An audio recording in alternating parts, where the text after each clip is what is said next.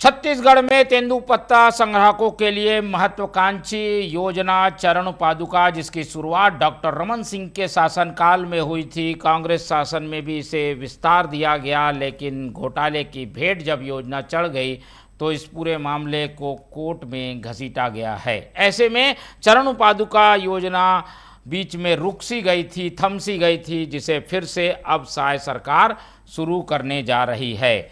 चरण पादुका योजना के तहत तेंदुपत्ता संग्राहकों को जो बोनस मिलता है, उसी में से उनके लिए महत्वपूर्ण कदम उठाते हुए चरण पादुका सरकार बांटती है। चरण पादुका योजना को लेकर कांग्रेस और भाजपा का हमेशा से नज़रिया अलग अलग रहा है। डॉक्टर रमन सिंह के सरकार में भी और भूपेश बघेल की सरकार में भी। अब विष्णुदेव साय इस योजना को फिर से शुरू कर रहे हैं। इस योजना से क्या लाभ होगा, किस तरीके की योजना रहेगी और कोर्ट की पाबंदियों के बीच, कुछ शर्तों के बीच योजना कैसे शुरू होगी, इस पर आज मुख्यमंत्री विष्णुदेव साय ने अपनी ओर से बातें रखी। वो पहले आपको सुनाते हैं, जिसके बाद इसमें सियासत जमकर देखने को मिल रही है। चरण पादुका को लेकर क्या कुछ कहा मुख्यमंत्री ने, आइए आपको सुनाते हैं।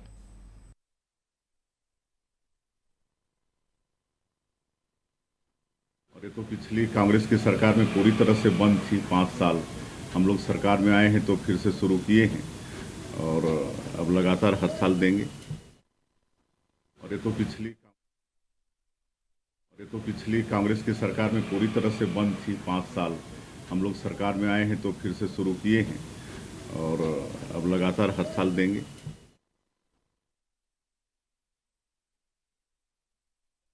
ने कहा कि ये योजना हम शुरू कर रहे हैं और इस योजना को आगे विस्तार दिया जाएगा, लेकिन इसकी घोषणा के साथ ही सियासत शुरू हो गई है और इस योजना पर सवाल खड़े किए हैं कांग्रेस ने। क्या कुछ कहा है पीसीसी चीफ दीपक बैज ने, वो भी आपको सुनाते हैं। दीपक बैज का बयान। ये घोटाला नहीं तो क्या है? आप और हम लोग नॉर्मल जूता पहनते हैं, वो सेफ्टी शूज नहीं है। जब तेंदुपत्ता तोड़ने जाएगा कोई ग्रामीण, उसको सेफ्टी शूज की क्या आवश्यकता है? वो तो सेफ्टी शूज से चल ही नहीं पाएगा। सेफ्टी शूज को चलने के लिए प्रैक्टिस चाहिए। तो मतलब ये घोटाला नहीं तो क्या? 50 करोड़ की खरीदी सरकार करने जा रही है इस साल जूता।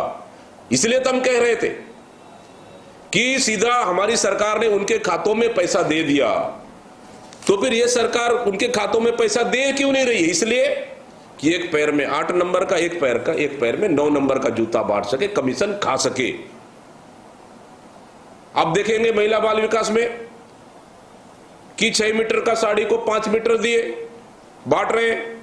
क्वालिटी हीन साड़ी 100 रुपए का गुजरात से मंगाया हुआ सस्ता साड़ी को बांटे, और अब सरकार कह रही है कि उनके खातों में पैसा देंगे।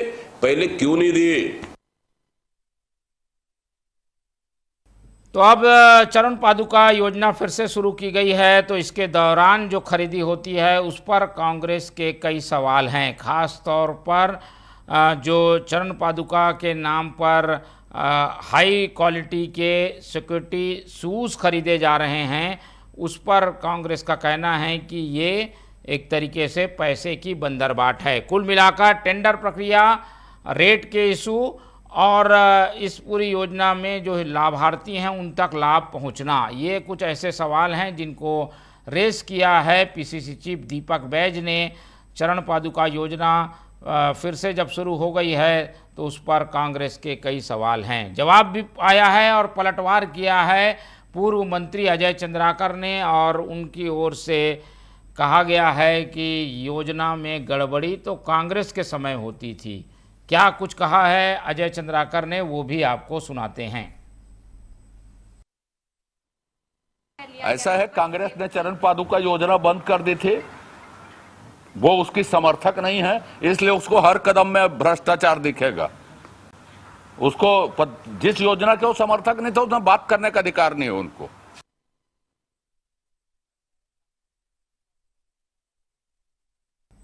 तो आपने सुना कांग्रेस भाजपा का क्या कुछ कहना है।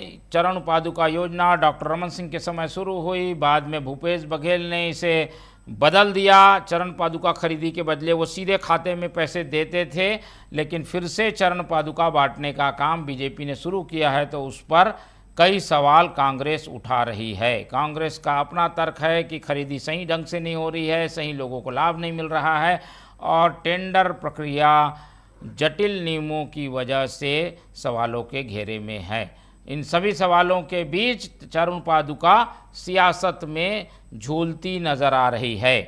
क्या कुछ कहना है इस पूरे मामले में हमने आपको सुना दिया राजनीतिक दलों का, लेकिन असली समस्या कहां पर खड़ी हुई है, क्यों ये विवाद है, जानने के लिए रुख कर लेते हैं हमारे संवाददाता पीयूष का। पीयूष हमारे साथ जुड़ रहे हैं, सीधे जानते हैं कि चरण पादुका को लेकर आखिर ये सियासत की वजह क्या है। पीयूष बताइए।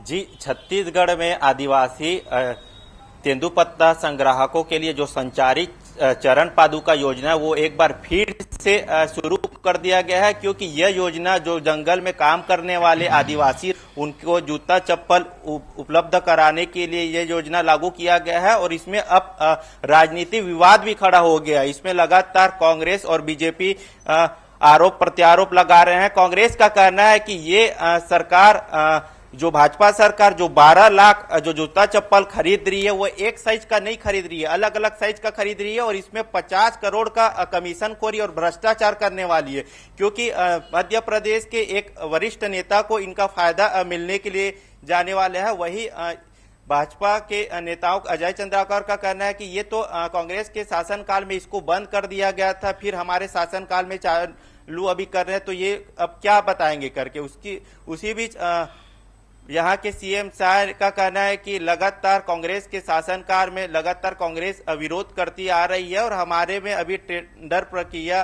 कोई रोका नहीं, स्टे नहीं लगा है, इसमें इसको संज्ञान में लिए गए हैं और आगे इसकी प्रक्रिया फिर से जारी होगी, क्योंकि यह चरण पादुका योजना 2005 पूर्व मुख्यमंत्री डॉक्टर रमन समय से यह चालू किया गया है, क्योंकि उस समय सबसे पहले यह पुरुषों तक सीमित था। उसके बाद फिर से जब रमन सरकार 2018-8 में उसमें आए शासनकाल में, तब फिर से ये महिलाओं को भी बांटा गया कि दोनों को मिलना चाहिए इसका फायदा। तो कहीं ना कहीं इसमें अब कांग्रेस और भाजपा आमने सामने हो रही है और लगातार आरोप प्रत्यारोप लगा रही है। ठीक है, दीपक बैज ने आज जो तथ्य सामने रखे हैं वो क्या कहते हैं, किस बात की को लेकर वो आपत्ति कर रहे हैं, सेफ्टी शूज का क्या मामला है जिसकी वजह से पूरा विवाद खड़ा हुआ है।